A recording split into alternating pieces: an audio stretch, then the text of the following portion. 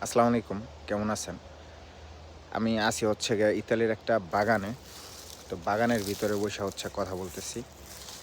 তো মোটামুটি আলহামদুলিল্লাহ আমার ভিডিও আপনারা সবাই দেখেন। তো এর ভিতরে হচ্ছে অনেক ভাই নাম্বার দিচ্ছেন বা নাম্বার দেন। ইতালি আসা যায় কিভাবে? বা ইতালিতে কেউ নেয় কিনা? এরকম অনেকে অনেক প্রশ্ন করতেছেন। তো একটা কথা কি ভাই, ইতালিতে আসতে হইলে আপনারই চেষ্টা করতে হবে। বুঝছেন? ইতালিতে যদি কেউ আনতে পারতো, এই যে কমেন্ট বক্সের নাম্বার ধইরা, তাহলে বাংলাদেশের প্রতিটা ভাই ব্রাদার চলে আসতো অটোমেটিক। কেউ কখনো কষ্ট করতো না। বুঝছেন? এই আপনাদেরকে একটা কথা বলবো, আপনারা কেউ হচ্ছে গিয়ে কমেন্টের কোনো নাম্বার ধইরা কারো সাথে যোগাযোগ করবেন না। কারো সাথে যোগাযোগ করছেন তো মরছেন। বুঝছেন? আপনার ইতালিতে আসতে হইলে আপনাকেই হচ্ছে চেষ্টা করতে হবে, আপনাকেই ধৈর্য ধরতে হবে, আপনারই হচ্ছে আশেপাশে মানুষের সাথে কথা বলতে হবে। আপনার হচ্ছে অনলাইনে চিনেন না, জানেন না।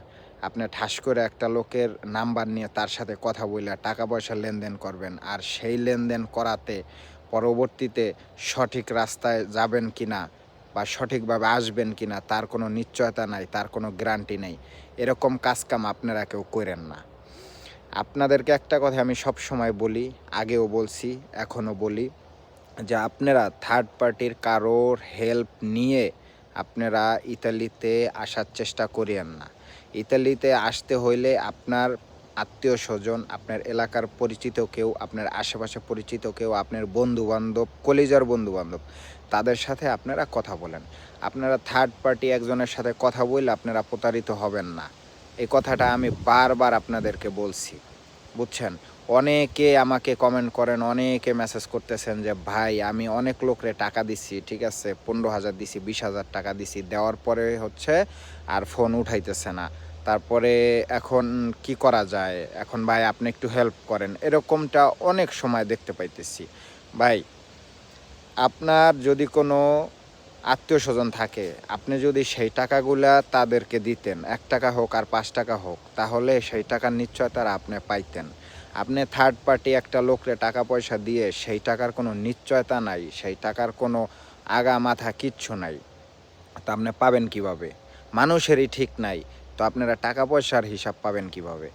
প্লিজ আপনাদেরকে একটা কথা বলবো, আপনারা কেউ কখনো অনলাইনের মাধ্যমে কারোরে টাকা দিবেন না। কক্ষনোই দিবেন না। কেউ ফোন দিয়ে বলবে যে, "টাকা ছাড়ো তোমার ভিসা কইরা দিতেছি।" কক্ষনোই না। যতক্ষণ তার মানি আইডেন্টি ভেরিফাই না করবেন, ততক্ষণ পর্যন্ত দিবেন না। বুঝছেন? কেউ যদি অনলাইনে বলে হ্যাঁ, তার যদি ঢাকায় কোনো ব্রাঞ্চ থাকে, ভালো একটা ব্যবসা প্রতিষ্ঠান থাকে, ঠিক আছে, ওকে। অনলাইনেরও কিছু, কিছু কাজ সঠিক হয়। তবে সব কাজ সঠিক হয় না। বুঝছেন? আর হচ্ছে এই যে কিছু, কিছু মানুষ আছে অনলাইনে আপনার হচ্ছে একজনের ভিডিও আরেকজনের পেজে ছাইড়া তারপরে নাম্বার দিয়ে দেয় আর বলে যে ইতালির ভিসা কার লাগবে। এইসব মানুষ থেকে দূরে থাকবেন ভাই। প্লিজ এইসব মানুষ থেকে দূরে থাকবেন। এইসব মানুষ থেকে যদি দূরে না থাকেন, পরবর্তীতে আপনারা প্রচুর পস্তাইবেন, প্রচুর কান্নাকাটি করবেন। একটা কথা আমি বারবার বলি। তো যাই হোক, ভালো থাকবেন আর আমাদের জন্য দোয়া করবেন। আমি আছি হচ্ছে একটা বাগানের ভিতরে, আমরা পাশেই কাজ করি। তো রেস্ট করতেছি। বাগানটা অনেক সুন্দর। বুঝছেন? আর ইতালিতে কিন্তু প্রচুর শীত পড়তেছে আজকে ১ সপ্তাহ ধইরা। মানে গত ২ দিন আগে হচ্ছে একটু কম ছিল। কালকে আজকে বেশি বাতাস। প্রচুর বাতাস।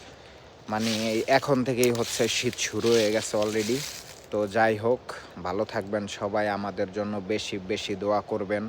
কোনো ভুল ত্রুটি হইলে ক্ষমা করবেন। আল্লাহ হাফেজ।